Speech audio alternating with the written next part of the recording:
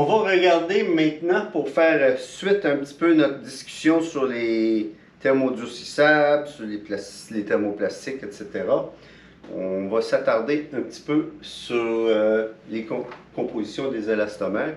Étant donné que ces formations ici sont surtout basées sur l'industriel et l'hydraulique et le pneumatique, on va peut-être s'attarder un peu sur ce que vous allez retrouver plus communément comme matériaux. Puis on reste encore dans notre fameux, milieu de la cuisine, parce qu'on va voir différents matériaux, différentes recettes de matériaux. Puis on a essayé de mettre ce que vous allez retrouver le plus communément dans une journée typique de différentes demandes. Il va y avoir, à un moment donné, une deuxième partie qui sera sur une deuxième formation qui sera sur les joints toriques, les O-rings pour vous amateurs de langue shakespearienne, sur les joints toriques où la plus grande panoplie des élastomères vont être visibles quand on tombe dans l'hydraulique pneumatique. Il y a beaucoup moins de choix d'utiliser au quotidien. Fait que, on va regarder ça. On va regarder la composition, puis on va revenir sur notre fameuse recette de cuisine. Un composé de caoutchouc est fait de. Fait que, on va regarder ces choses-là. Souvenez-vous qu'on a souvent parlé de Ricardo et de ses gâteaux, etc. Une recette de caoutchouc est à peu près comme une recette de gâteau. C'est fait de différentes choses qu'on met ensemble, on fait un mélange. Si vous demandez un morceau de gâteau de chocolat, s'il ne vous emmène pas juste un morceau de chocolat, il vous emmène une recette complète avec différents produits qui font réagir les différents éléments pour arriver avec ce qui s'appelle un gâteau composé de caoutchouc, donc un élastomère de base. On va dire, je veux un O-ring à nitrile, puis on verra tantôt, on verra les autres élastomères, enfin on verra tous les élastomères communs qu'on va retrouver dans l'industrie type de hydraulique pneumatique industrielle. Donc l'élastomère de base, on va dire du nitrile, c'est comme votre gâteau au chocolat. C'est quoi la base de votre gâteau? C'est du chocolat, l'élastomère de base, c'est du nitrile. Le remplissage, ça va être votre farine. Le remplissage d'un caoutchouc, souvent les caoutchoucs, vous allez les voir, ils sont noirs. Le remplissage, quand vous voyez des caoutchoucs noirs, on met du noir de carbone. Du noir de carbone, c'est un matériau qui est chimiquement inerte ou relativement inerte et qui a des propriétés mécaniques qui sont très bonnes. Donc le noir de carbone, il donne de la force, il une bonne résistance à l'abrasion, une tenue au déchirement. Fait que c'est pour ça que la plupart des caoutchoucs sont noirs. C'est pour donner de la force à notre mélange. On peut avoir des caoutchoucs d'autres couleurs, on y reviendra. Donc on remplit ça avec des plastifiants. Le plastifiant dans votre gâteau, ça va être l'œuf ou l'huile que vous allez mettre dedans pour permettre un mélange homogène. Les plastifiants, c'est la même chose. Ça permet que le mélange soit homogène et réagisse bien avec les autres éléments secs lors de la cuisson. Des agents de vulcanisation, c'est lors de la cuisson, parce qu'un caoutchouc, une fois qu'il est mélangé, il faut qu'il aille en compression ou en injection et en post-cuisson. Donc c'est là qu'on donne toute la force, un peu comme un métal. On va fondre du métal, mais pour réellement y donner les bonnes propriétés, on va l'envoyer à la trempe ou à la forge pour essayer de solidifier tout ça. Le caoutchouc, c'est pareil, du caoutchouc non vulcanisé à zéro propriété mécanique. Si vous prenez un morceau de caoutchouc non vulcanisé, ça c'est ce qui arrive avant, ça c'est quand il est thermodurcissable, mais pas thermodurci. Mais lorsqu'il est thermodurci, ben, c'est les agents de vulcanisation qui vont permettre que quand vous l'étirez, il revient à sa place. Quand on met de la pression dessus, il ne vient pas tout déformer. Et puis des additifs spéciaux qui peuvent être autant de limites que vous voulez dans Dans votre gâteau au chocolat, vous aimez un gâteau de la forêt noire, ben vous mettez du kirsch dedans, c'est délicieux. Surtout s'il vient de Suisse, c'est très important. Les additifs spéciaux, on peut avoir de la poudre de téflon, on peut on peut enlever les produits qui sont potentiellement cancérigènes, puis remplacer par d'autres choses si on veut que le joint soit approuvé alimentaire. Donc, composé de caoutchouc, c'est un petit peu tout ça. C'est sûr qu'on appelle comme un gâteau, on va appeler l'élastomère du style ou de la saveur de la journée qu'on veut, fait que ce soit du nitrite, du fluorocarbone, etc., etc. On regardera ça, on va faire un petit peu une petite parade de ce qu'il y a de plus populaire. L'autre chose à savoir, on a parlé du noir de carbone qui donne la couleur noire à beaucoup d'élastomères. Puis pourquoi on se sert de ce fameux noir de carbone? C'est pour donner les bonnes propriétés mécaniques. Mais on peut avoir des caoutchoucs qui sont non noirs. On verra tantôt, les fluorocarbones sont typiquement bruns dans l'industrie. Mais la couleur brune n'est pas réservée au fluorocarbone. Il faut juste faire attention de ne pas penser que la couleur va vous donner automatiquement c'est quoi le matériel. On peut faire des nitriles de toutes les couleurs, on peut faire des fluorocarbones de toutes les couleurs. Tout ce qu'on fait, c'est que dans mon remplissage, on enlève le noir de carbone, on met de la silice, qui est un produit qui est clair, puis après ça, comme vos gâteaux pour l'Halloween ou n'importe quoi, vous mettez, ou pour la Saint-Patrick, vous mettez du colorant vert, vous mettez du colorant orange, dépendant de ce que vous cherchez. On peut faire la même chose avec un O-ring. Bon.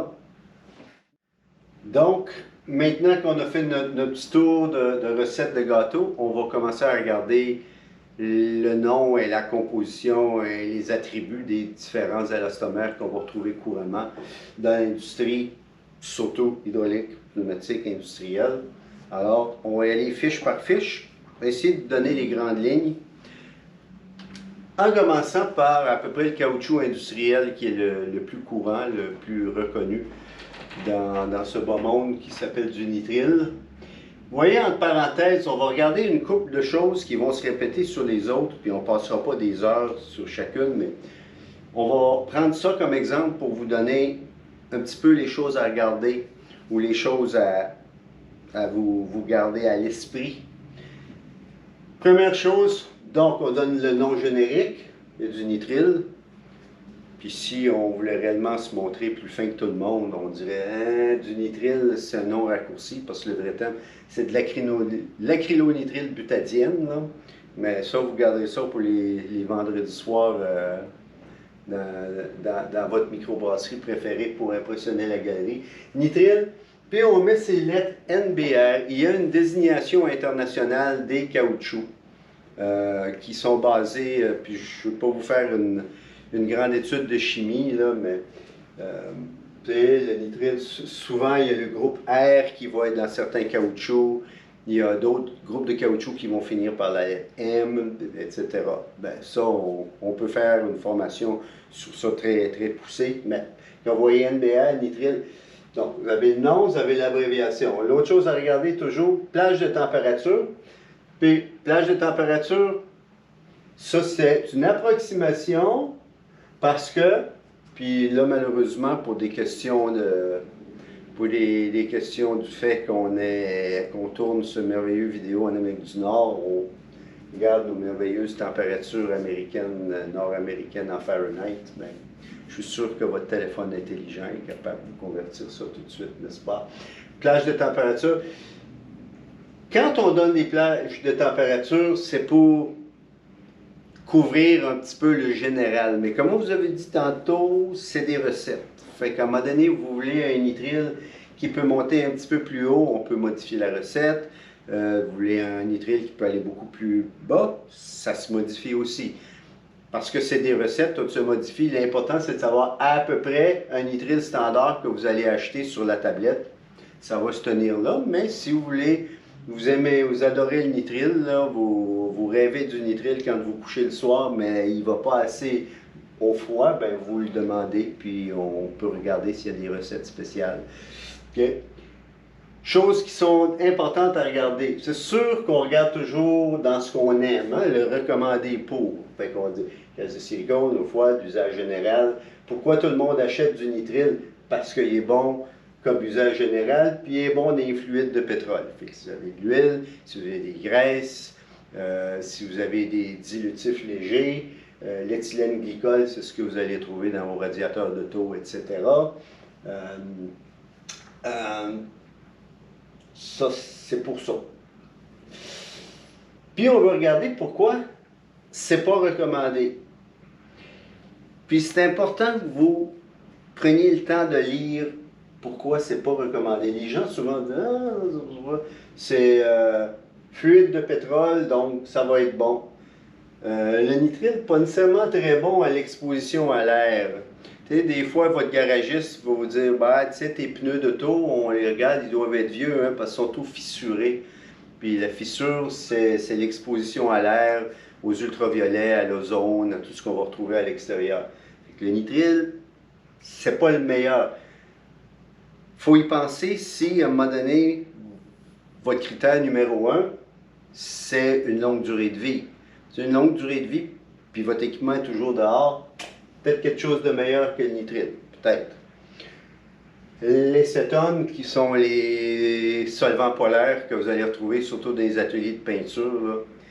Acétone, méthyléthylcétone, méthylisobutylcétone, tout ce qu'il y a dans les dilutifs de ligne à peinture. Les hydrocarbones, ou les hydrocarbures, bref. Halogénés, ça, vous allez le retrouver surtout dans les réfrigérants et dans les pesticides, insecticides, etc. Quand on halogène un hydrocarbone, on y rajoute du fluor ou du chlore dans la famille des halogènes sur ceux qui aiment la chimie, sur votre table des éléments.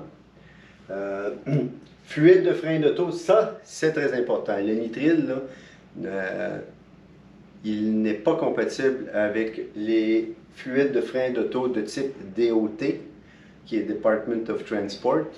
Donc, les fluides. C'est pour ça que, vu qu'il n'est pas recommandé, si à un moment donné vous avez une perte dans votre auto de liquide de frein, c'est pas conseillé de mettre de l'huile à moteur ou de l'huile à direction assistée. Vous allez faire gonfler tous les caoutchoucs là-dedans. Ou les acides. Donc, il faut regarder ça. Puis j'aimerais revenir à une histoire où c'est important de regarder où les matériaux sont pas très bons. Puis c'est une histoire qui n'est pas très flatteuse pour moi parce que ça va commencer à montrer mon âge, là. Mais pour ceux qui sont assez vieux, pour se souvenir, on devait être quoi? 1985, 86, 87, dans ces années-là. Le désastre de la navette Challenger, qui était la première dont il s'est fait au moins 2 ou 3 films là-dessus, dont un qui s'appelle, pour ceux qui aiment aller sur Internet, essayer de vous trouver ça, je ne sais pas si c'est disponible sur Netflix, mais ça s'appelle The Challenger Disaster avec l'acteur William Hurt. Très intéressant comme film, et à la fin, on arrive sur les O-rings qui ont choisi dedans, puis c'est prouvé qu'ils ont fait une mauvaise sélection parce qu'à des températures très froides, le matériel qu'ils avaient choisi ne résistait pas. Bref, allez, assez pour mon Netflix. Le nitrile, il est bon, il a une bonne résistance à l'usure, il a une bonne mémoire. Souvenez, le DRC, c'est la déformation rémanente à la compression. Ça veut dire que quand vous l'écrasez pour une période de temps, il va reprendre sa forme relativement bien. Ce qui fait d'ailleurs la qualité première d'un caoutchouc, c'est que quand on le compresse, on veut qu'il revienne à sa forme. Quand il revient à sa forme, ça veut dire qu'il y a une vie active. Quand on le compresse et qu'il ne revient plus, là, ben, votre caoutchouc il est fini. Fait qu'il a une bonne déformation rémanente, ce que les Anglais appellent le fameux compression set, ou la mémoire à long terme, et une bonne résistance à la perméation dans des gaz, dans du vide d'air, etc. C'est pas le meilleur, mais...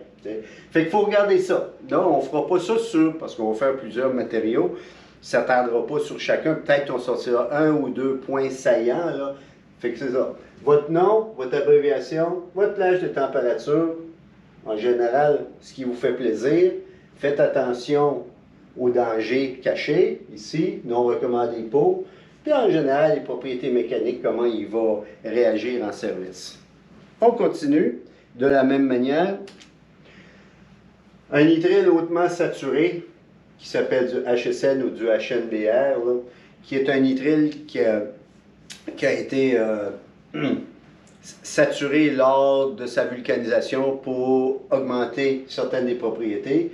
Si vous regardez, la plage de température vous a augmenté de 75 degrés F. Ils sont marqués R134A, ça c'est des réfrigérants. Les hauts glycols, fluides, air, graisse de silicone, on l'avait tantôt. Pas mal non recommandés pour les mêmes choses. Et exactement les mêmes propriétés mécaniques, mais ce qui est important, c'est que le nitrile hautement saturé, il va surtout vous aider en température. Fluorocarbone A. Fluorocarbone, tout le monde va dire c'est un gros nom, je ne sais pas c'est quoi. Ben, nous autres, on le connaît dans l'industrie par sa marque de commerce. Comme si vous faites de la motoneige, je vous ai dit je fais du skidoo. Bon, ben, si on fait du déo-ring fluorocarbone, on met déo-ring en Viton. Viton, c'est la marque de commerce qui appartient à la compagnie Dupont. Le fluorocarbone, c'est son nom générique. Vous allez voir, il s'appelle soit FPM ou FKM. Des fois, vous allez voir dans la codification par lettre qu'il peut y avoir une petite différence. Il y a deux groupes de registraires mondiaux qui ont des petites différences. Vous pouvez aller en Amérique du Nord sous la norme ASTM. FKM, c'est sa nomenclature ASTM pour l'Amérique du Nord. FPM, c'est sa norme ISO-DIN qu'on va retrouver en Europe, mais c'est à peu près la même chose. Là, ce qu'on va voir de très important, c'est ici. Là, on augmente notre température. Là, il devient intéressant, là. Il prend de la grosse chaleur. Mais, si vous regardez exactement à la même place, il ne prend pas bien le froid. La sélection de pièces, la sélection de matériaux, dans à peu près tout ce qu'on a présenté jusqu'à maintenant, tout est un compromis. Donc, ce que vous allez gagner d'un côté, il faut regarder ce que vous allez perdre de l'autre. Et en anglais, il dit tu ne peux pas avoir tout ton gâteau puis le manger à toi tout seul non plus. T'sais, des fois, il faut faire des compromis. T'sais. Et que le compromis, si vous avez besoin de haute température, c'est sûr que le fluorocarbone, entre parenthèses le Viton, va être votre ami. Puis tout le monde va penser, hey, il va des hautes températures, c'est réellement un bon matériel. Puis on va le mettre dans son équipement. Son équipement, il est installé au Québec, puis en hiver au Québec, il fait fret. Puis tout d'un coup, il dit, ben ils sont pas bons ces pièces-là. Putain, c'est bon pour 400 degrés, ça devrait être un bon matériel. Ouais, mais t'as pas remarqué qu'il est juste bon à moins 15, ça fait qu'il y a un compromis, là. Puis on verra tantôt, on aura une charte de qu'est-ce qui est bon dans l'eau chaude, qu'est-ce qui est bon à l'abrasion, il y a différentes choses. Fait qu'on va regarder encore, fait qu'il faut regarder ça, regarder recommander pour, encore regarder où est-ce qu'il est pas bon. Même s'il est bon pour 400 degrés, il n'est pas bon dans la vapeur. Fait qu'il faut toujours regarder où c'est qu'il n'est pas bon pour éviter des mauvaises surprises. Puis si on regarde les propriétés mécaniques, les gens l'aiment beaucoup pour sa résistance à la déformation rémanente. C'est un matériel qui ne fatigue pas facilement. Et que si vous l'utilisez, même si vous n'en avez pas besoin pour la température, même si vous n'en avez pas besoin pour sa résistance chimique, parce qu'on voit qu'il prend quand même des hydrocarbones halogénés que le nitrile ne prend pas, mais des fois, puis des acides même, des fois, mais ça ne vous intéresse pas. Vous, ce qui vous intéresse, c'est qu'il dure longtemps.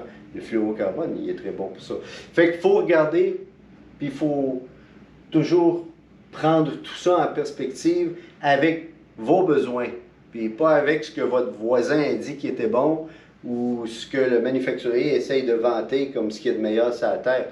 C'est appliqué à vos besoins. Fait que, bien important que vous preniez le temps de regarder. Puis ça, vous allez voir que chaque diapositive, là, on est dans un autre matériel complètement, l'éthylène propylène.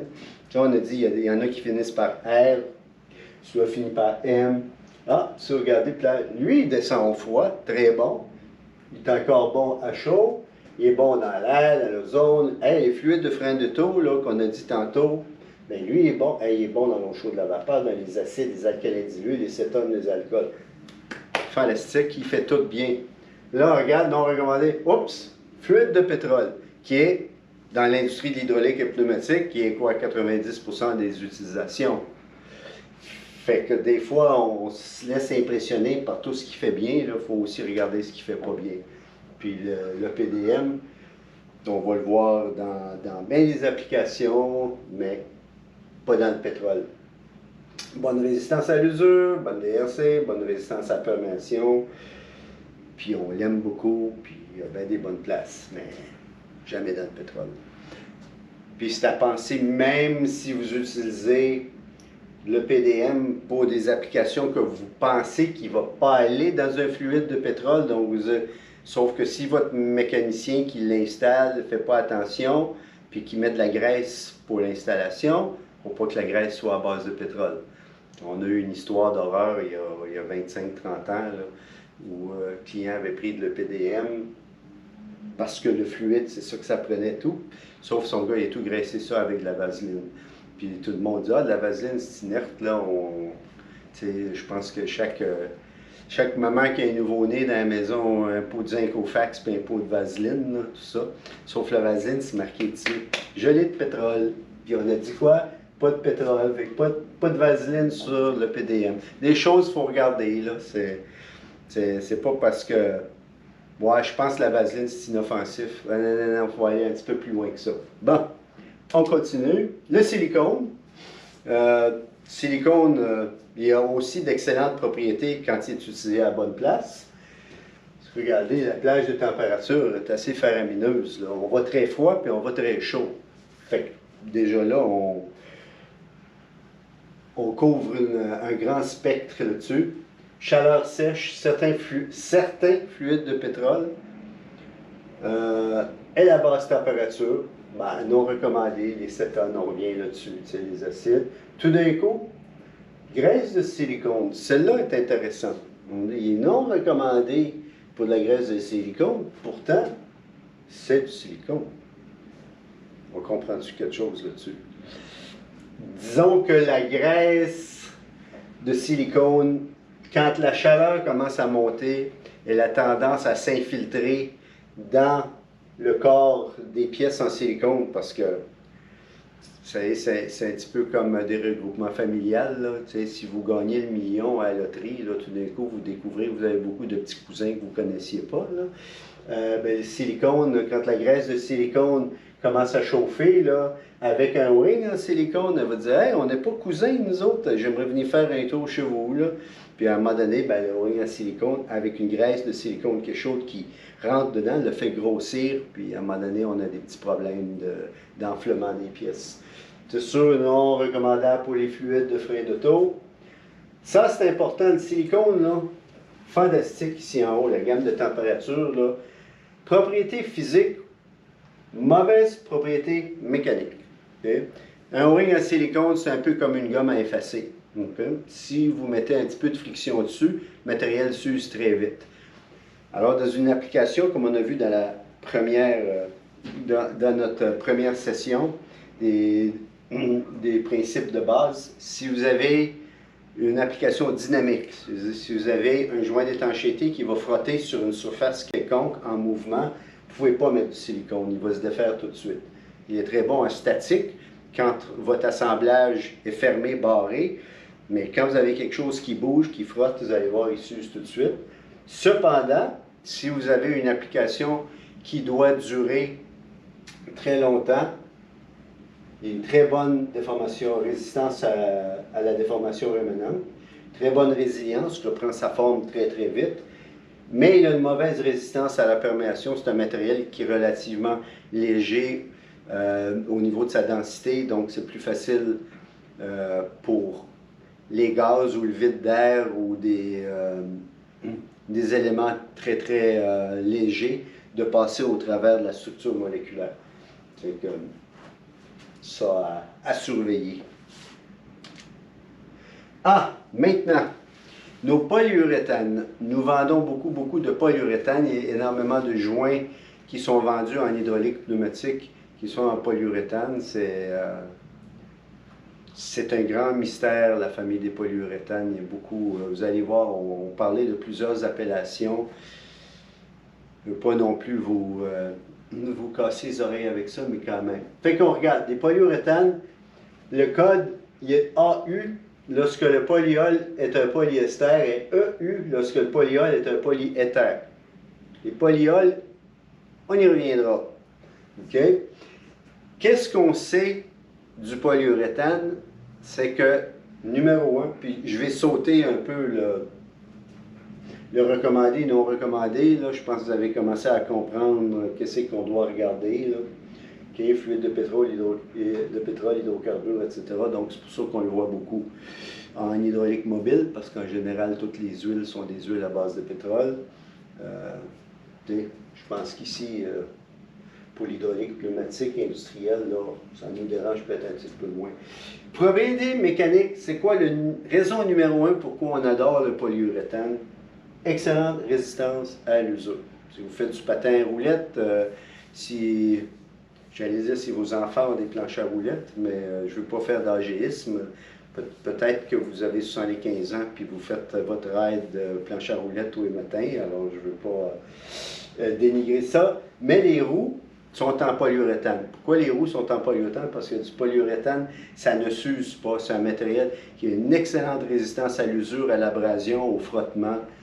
C'est pour ça qu'on l'aime. Cependant, on a dit tantôt, il faut regarder le pour et le contre, parce que tout est un compromis.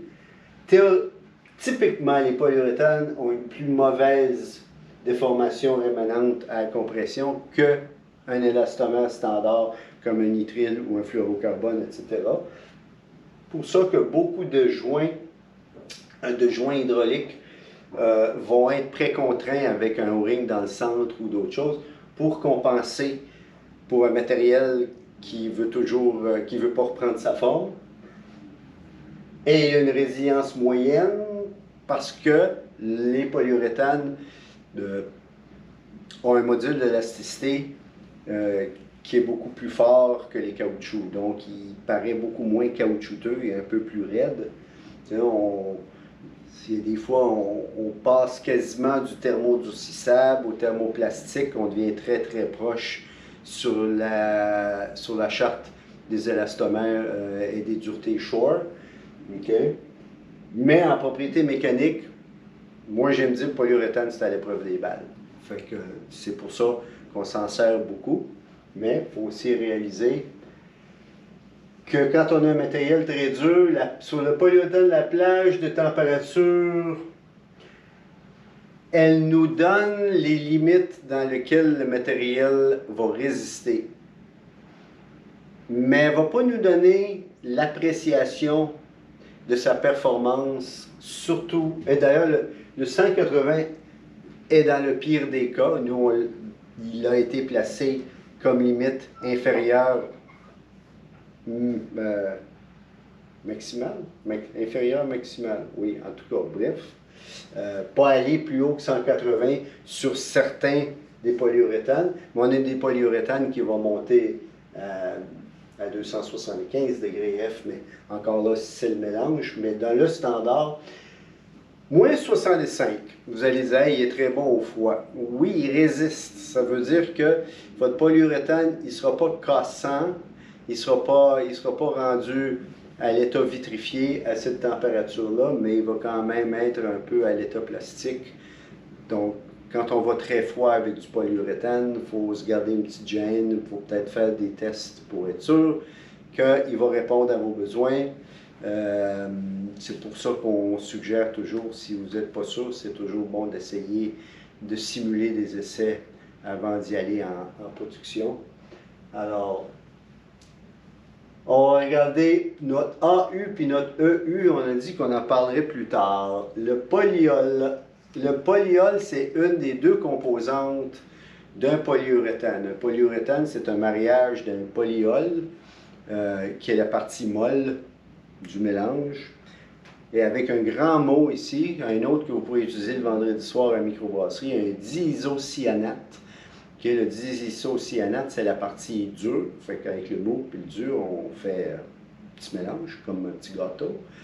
Puis, fait que la partie molle, qui est le polyester, puis on verra la différence un peu des grandes lignes, polyester, polyéther. La partie molle, ben, dépendant de ce que vous utilisez. Puis c'est pas tout le monde qui sait ça non plus. Les manufacturiers, dans leurs livres, vont souvent ne pas se vanter de la base de leur polyuréthane. Fait que vous avez le droit d'être curieux et d'appeler votre fournisseur préféré et d'y demander coudon, notre polyuréthane, c'est quel type, quelle sorte. Et après ça, vous verrez la réponse de votre intervenant à l'autre bout du fil ou à l'autre bout du clavier. Je ne sais pas si ça se dit. Je pense qu'on ne se parle plus au téléphone, on se texte. OK. Les polyesters, donc qui sont nos AU sur la fiche. Quand on dit diapositive, vous pouvez vous dire que le gars qui vous parle, il a au moins 60 ans ou plus, t'sais, sur la fiche précédente. Polyester ont typiquement une meilleure tenue au niveau résistance chimique et à la haute température. On ne voulait pas être trop précis dans ce qu'on voulait dire, mais en général, parce que la formation, c'est une formation hydraulique pneumatique, dans l'huile hydraulique, quand vous travaillez dans du vérin, dans des pompes, dans des applications où vous avez de l'huile hydraulique en mouvement à étancher, puis que les températures montent pas mal, commencent à plafonner, là, les polyesters ont typiquement une meilleure tenue au niveau de l'huile hydraulique à haute température, dans des limites qui sont publiées par le manufacturier. En contrepartie, les polyéthers ont un avantage au niveau de la basse température. C'est intéressant, là. Moi, d'où c'est qu'on filme ce petit vidéo? Le gazon est vert, il y a des feuilles des arbres qui commencent à changer. Là, mais si on l'avait fait dans 3-4 mois, là, vous allez voir qu'au niveau basse température, les polyesters ont tendance à devenir raides plus vite que les polyéthers qui vont garder la flexibilité au grand froid. Ça veut dire quoi? Ça veut dire que c'est un compromis. Vous voulez un polyester parce qu'il est bon dans l'huile très chaude, ou vous voulez un polyéther qui va être moins bon, mais qui va être meilleur à grand froid, ou on dit dans l'eau parce que de plus en plus on voit des fluides hydrauliques qui sont à base d'eau. Des eaux glycoles, des polyolesters, des mélanges qui ont de l'eau dedans. Alors, chacun a son avantage, son désavantage. Encore là, les polyesters, les AU, les polyéthers, les EU. C'est une chose à prendre en considération. Parce que le polyuréthane, c'est quand même un produit assez populaire dans notre domaine, qui est l'hydraulique pneumatique. C'est un petit peu dans cette thématique qu'on a fait cette présentation. Quand même, vous donner d'autres nomenclatures au cas que vous le voyez dans les livres, puis dites, ah, il me semble qu'on a déjà parlé. Y a-t-il une différence? Regardons. Souvent, le polyuréthane, dans l'industrie, on va appeler ça du PU. Pas besoin d'avoir un grand discernement pour voir que PU, le P va ici, puis le U va là, bah, polyuréthane. OK? Comme thermodurcissable. Généralement, tout ce qui est vendu pour aller dans du cylindre, dans du vérin, dans de la pompe, dans de la valve, dans des accumulateurs, etc., c'est du PU parce que je veux un thermodurcissable qui va garder sa flexibilité. On l'avait vu tantôt, là, qui est mesurable sur l'échelle Shore A des caoutchoucs, là, donc qu'on peut plier. C'est un polyuréthane comme ça, c'est un PU. Mais il y a des polyuréthanes qui sont faits pour résister aux pressions plus grandes, qui ont besoin de plus de force. Et on va l'appeler un TPU, qui est un thermoplastique de polyuréthane. Donc c'est un thermoplastique, ce n'est plus un thermodurcissable, donc c'est un polyuréthane quand même, mais vous allez perdre la flexibilité, vous allez perdre la mémoire, vous allez perdre la conformité aux surfaces. Mais le TPU va vous donner une force, résister aux pressions très très élevées. Donc souvent, les TPU sont utilisés quand même en hydraulique, mais pas comme joint d'étanchéité, ils vont être utilisés comme rondelles anti-extrusion, contre-joint, contre bague de guidage. Fait que quand vous voyez le T en avant du polyuréthane, imaginez-vous pas que vous allez être capable de faire ça. OK, c'est plus un thermodurcissable, OK, c'est un thermoplastique. C'est plus un œuf, c'est du fromage, comme on disait tantôt, mais bref. Autre descriptif, je vous avais dit que, polyuréthane, c'est un mélange de polyol et de diisocyanate. Dans la portion dure que le diisocyanate, il y a une partie chimique là-dedans aussi. Et la partie du diisocyanate, on peut grandement améliorer les propriétés mécaniques du matériel si on change de type. Ça, là, c'est de la cuisine interne presque entre manufacturiers, mais je pense que ça vaut la peine d'être dit. Parce que tout le monde, on a un monde qui est en évolution constante. Pour dire, si on avait fait cette formation il y a 40 ans, je vous l'aurais fait sur un Kodak Carousel avec des diapositives. Et après ça, j'aurais pu vous la faire avec un rétroprojecteur et des acétates, puis maintenant on est rendu en vidéo. Et que les polyuréthanes, c'est pareil, là, on améliore ce qu'on est capable d'avoir. La plupart des portions d'isocyanate des polyuréthanes, on appelle communément des MDI, puis je ne veux pas rentrer là-dedans, c'est juste pour vous dire qu'il y a des différences. MDI, quasiment tous les manufacturiers utilisent le MDI comme portion d'isocyanate, le nom chimique, le nom comme ça. Mais il y a la variance TODI, puis là je vais vous donner des marques de commerce typiques qui ne sont pas exclusives. Je ne vous répète pas toute la vérité, juste la vérité, rien que la vérité. Je vais vous donner une avenue typique. Le TODI en diisocyanate va donner des propriétés mécaniques bien supérieures au MDI. Puis il y a à peu près un manufacturier mondial qui l'utilise quasiment à 100%, c'est le groupe Freudenberg, le FNST, qui ont toujours utilisé le TODI sur leur mélange de polyuréthane. Et le dernier, qui est la nouvelle trouvaille d'il y a 20 ans, là, le temps passe vite, qui sont la famille des PPDI, qui vont vous donner des résistances aux températures pas mal plus hautes que les MDI, et qui vont vous donner également beaucoup plus de résilience, meilleure conformité, une DRC beaucoup plus faible, là, notre déformation rémanente après compression va être beaucoup plus faible. Je suis sûr que si vous appelez même le manufacturier, PPDI d'ailleurs, c'est pas mal la compagnie Parker qui a un petit peu sorti ça dans leur série 4300, 4300, 4301, 4350, 4304, etc. De la famille des PPDI.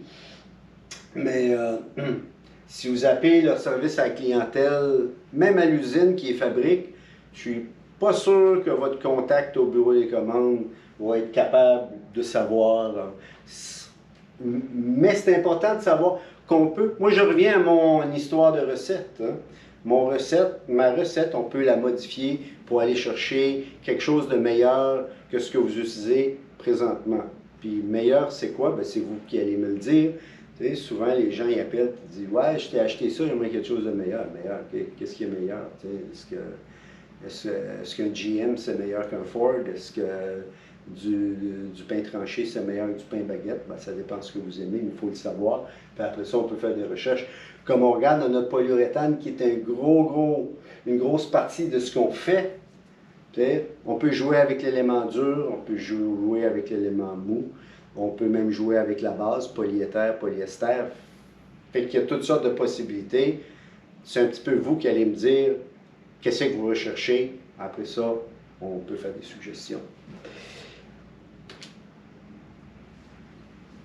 Si on retourne un peu à comparaison des composés, puis vous allez avoir un petit peu de marque de commerce là-dedans, on va essayer de démystifier ça, je trouve ça bien. Bon, le Viton, là, on va vous faire travailler un peu. Le Viton, vous vous souvenez, Viton, c'est une marque de commerce qui était le fluorocarbone, qu'on disait, okay? Le PR ou le PDM, le nitrile. Le nitroxyle qu'on n'a pas vu sur les chartes, mais qui est un nitrile carboxylé, qui est plus résistant à l'usure. On a un élastoplastique ici, puis on a un polyuréthane. C'est un peu ce que la compagnie va vendre généralement dans du vérin, etc. Ce qui est important, c'est qu'il y a une charte de résistance à l'usure. Elle n'est pas parfaite parce qu'on peut modifier les recettes pour avoir une meilleure résistance à l'usure, etc. Mais moi, pour dire, c'est comme l'être humain. L'être humain, typiquement, il est comme ça, comme ça, comme ça, comme ça. Mais si vous l'envoyez assez longtemps à l'école, vous pouvez corriger des traits, mais typiquement, l'être humain, il est bête, il est impatient, ici, il y a ça, mais en le travaillant la recette, on peut le changer. Bon, ben, typiquement, en résistance à l'usure, le fluorocarbone, là, il est le moins bon de la gang. Le 0, il a été mis pour le nitrile parce que le nitrile, c'est le standard. Quasiment tout le monde qui vend un joint d'étanchéité, le modèle de base, c'est en nitrile. Fait que si on regarde résistance à l'usure, c'est le pire un peu de la gang ici. Température maximale, c'est le meilleur. OK? Température maximale dans l'eau, parce que souvent on a des mélanges à base d'eau, de l'eau glycol, etc. C'est le pire. Fait que, tu sais, on dit que le fluorocarbone, on le vend cher, puis hey, super bon à température. Oui, à température, mais pas dans l'eau, puis pas à l'usure. Fait que si on s'en va ici et là, on dit le PDM qui n'est pas bon dans les produits de pétrole, bien ça on le sait, puis il n'est pas très bon à l'usure, mais température maximale très bonne, ainsi que dans l'eau. Fait qu'il faut juste être spécifique quand vous avez des problèmes d'étanchéité ou quand vous avez des demandes spéciales, que ce soit de votre client ou pour vous-même, de bien expliquer.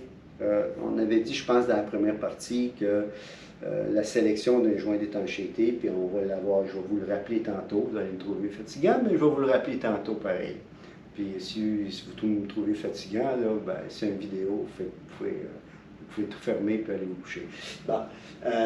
Mais on va parler température, pression, fluide, votre application, on revient toujours là-dessus. Mais c'est ça qui est important. Si je veux bien vous servir, il faut savoir ce que vous voulez, qu'est-ce que vous attendez comme performance. Alors, ces choses-là, je trouve que les gens pensent température maximale, c'est bon dans tout. Non, pas dans l'eau. Dans l'eau, il faut faire attention. Température maximale, c'est important, mais la résistance à l'usure, ben là, il faut regarder ça aussi. Un petit peu tout ça. Puis, souvenez-vous aussi que souvent, je peux modifier une recette pour essayer d'amoindrir cette mauvaise note qui est ici. On peut. Mais peut-être que si j'amoindris cette mauvaise note pour l'améliorer, peut-être que je vais en perdre un peu ici, ou que je vais en perdre un peu là, ou vice-versa. Peut-être si je peux gagner des degrés dans l'eau, c'est peut-être parce que mon matériel va user plus vite. C'est toujours le compromis. Il faut faire le tour de la question, puis la meilleure personne pour faire le tour de la question, c'est l'utilisateur final. Quand on va s'acheter une auto, tout le monde veut des VUS aujourd'hui, mais je ne suis pas sûr que tout le monde va réellement servir de tous les attributs du VUS. Ils vont rester stationnés dans l'entrée du garage, etc. Bien, c'est ça. C'est le client qui décide qu'est-ce qu'il veut, qu'il en ait besoin ou pas. On continue à surveiller. Toujours garder en tête les critères de sélection à la page 2. Fatigant, hein? Je viens de le dire. Pas sûr si je vais vous le répéter, là. Validez votre choix de matériaux selon la capacité de résister aux produits avec lesquels ils seront en contact. Pourquoi on revient là-dessus? C'est que beaucoup de fois, le matériau ne tient pas la route. Mais la sélection était bien faite jusqu'à un certain point. Puis là, on a oublié de regarder tous les produits qui peuvent être en contact. Ça veut dire qu'au nettoyage, à l'installation, au désassemblage, la propreté des établis quand vous allez poser les pièces. C'est pas juste quand il est monté dans le vérin, puis que tout est fermé, que là, on se casse la tête. Là. Si à un moment donné, votre installateur, on a déjà vu des fois, peut-être moins dans l'hydraulique, mais souvent les solvants polaires, comme l'acétone, c'est des excellents nettoyeurs de surface. Fait que les gens nettoient ça, les surfaces avant d'assembler. Hey, j'ai tout lavé, j'ai tout nettoyé. Hey, c'est brillant. Je suis obligé d'assembler le reste des pièces avec des lunettes de soleil tellement ça brille. Là. Sauf que le problème, il en reste dans les rainures. Produits vont être en contact parce qu'il est resté du solvant polaire dans le fond des rainures. Puis une fois que tout est monté, puis que la machine est rendue à 50 km du pôle Nord, il faut la faire revenir à Montréal parce que les joints ont gonflé, parce qu'on n'a pas pensé qu'il y a des produits qui étaient en contact, qui resteraient, puis qui attaqueraient. Fait qu'il faut faire bien attention à ça. La dureté du matériau choisi. Parce qu'on a un choix de matériaux, on a regardé tantôt sur l'échelle Shore, on avait dit du Shore 40 à 90, ou en Shore Day, des plastiques de 10 à 60. La dureté du matériau choisi doit prendre en considération les besoins d'étanchéité. Ça veut dire, un matériau qui est mou va bien se conformer. Ça veut dire, se conforme bien, il essuie bien. C'est comme quand vous allez, au milieu de l'hiver, nettoyer votre pare-brise d'auto avec un racleur de caoutchouc, pour ne pas dire un squeegee. Puis quand le matériel il est vieux, là, puis que le squeegee il est dur comme du plastique, ben, vous n'allez pas bien nettoyer vos vitres. Ben, quand mon matériel est trop dur, il n'est pas capable de bien épouser les surfaces. Okay? Dureté du matériel va prendre en considération les besoins d'étanchéité. Il faut qu'il se conforme, okay? Mais il faut aussi qu'il soit capable de soutenir. Voulant dire, quand la pression va venir, il ne faut pas que le joint se fasse sortir de son logement parce qu'il est trop mou, que la pression le fait sortir de sa rainure, ce qu'on appelle l'extrusion. Fait qu'encore là, compromis, si vous allez trop mou, okay, vous allez réduire votre résistance à la pression. Si vous allez trop dur, vous allez réduire votre capacité d'étanchéité. Fait que c'est une question de savoir c'est quoi vos paramètres, c'est quoi pour ça qu'on vient, tu sais. Quoi la température, c'est quoi les pressions, on a besoin de savoir les pressions. Okay? Fait qu'il faut faire. Puis l'autre chose dans la dureté, ça c'est mon erreur, je ne l'ai pas marqué, mais une autre chose où la dureté devient importante, doit prendre en considération le mécano qui assemble les pièces. Des fois, dans notre enthousiasme de vouloir bien recommander et bien faire, là, on va suggérer des matériaux qui, typiquement, vont tout faire ce qu'on est supposé, sauf qu'ils sont tellement durs que le mécano n'est pas capable de les installer. Fait que ça, c'est une autre chose. Et puis, je vais aller juste un petit peu plus loin là-dessus. Il y a des clients qui font de l'assemblage en série, qui vont souvent calculer le coût d'un joint par rapport à combien de joints ils peuvent installer à l'heure dans leur équipement. Et quand le joint devient trop dur, puis que le mécano doit se battre, bien, s'il prend 5 minutes de plus par équipement pour monter les joints parce qu'ils sont plus durs, bien, le prix de revient augmente. Fait que c'est des choses à quoi ils pensent. La dernière chose, je suis un inconditionnel des valeurs de déformation rémanente après compression. La valeur de DRC, la valeur de la déformation rémanente, compression, en anglais on appelle le compression set. Vous pouvez avoir les chartes de tous les matériaux sur les tests ASTM en DRC. Plus votre chiffre est bas en DRC, meilleur est le gage d'un maximum de performance et de durabilité. Le calcul de DRC, c'est un pourcentage de la perte de mémoire à long terme. Ça veut dire, si on dit que le matériel a une DRC de 10%, ça veut dire qu'après compression, il a perdu 10% de sa résilience. Si le matériel a une note de 40, ça veut dire qu'il aura perdu 40% de sa forme originale. Fait que quand on veut de la performance et de la durabilité à long terme, il faut que vous ayez un joint qui est capable de revenir à sa forme initiale, pas juste après 10 minutes, là, après 1 an, 2 ans, 3 ans. T'sais. Puis même avec tout le baratin d'un vendeur, puis mon matériel il est beau, puis il est fin, puis il est bon, là, la DRC, que personne ne regarde habituellement, c'est réellement ça qui va vous donner la qualité de votre matériel. Fait que, ça, là, c'est mon éditorial pour la fin de la présentation. N'hésitez pas à appeler votre intervenant, fournisseur, ou technicien, ou ingénieur, ou quoi que ce soit, là, pour avoir les valeurs de DRC. Elles sont publiées par tous les manufacturiers. C'est des tests ASTM, donc on pourra toujours comparer pommes avec des pommes parce que les tests ASTM, c'est des standards. C'est des standards qui sont faits à peu près à 70 heures à différentes températures. Vous pouvez voir c'est quoi les résultats. Puis ça ne veut pas dire qu'une haute DRC, c'est pas un bon joint. Si la durée de vie de votre joint, de toute façon, c'est 1 heure ou 2, ou 1 semaine ou 2 semaines. Il faut mettre tout ça ensemble. Je vous dis merci. J'espère que cette petite présentation sur les matériaux a été utile. Je vous dis, il y aura une présentation à suivre qui sera sur les joints toriques, sur les O-rings, qui va être beaucoup plus élargie au niveau des différentes sortes de caoutchouc qu'on retrouve peut-être un petit peu moins souvent. Alors, soyez patients, ça s'en vient.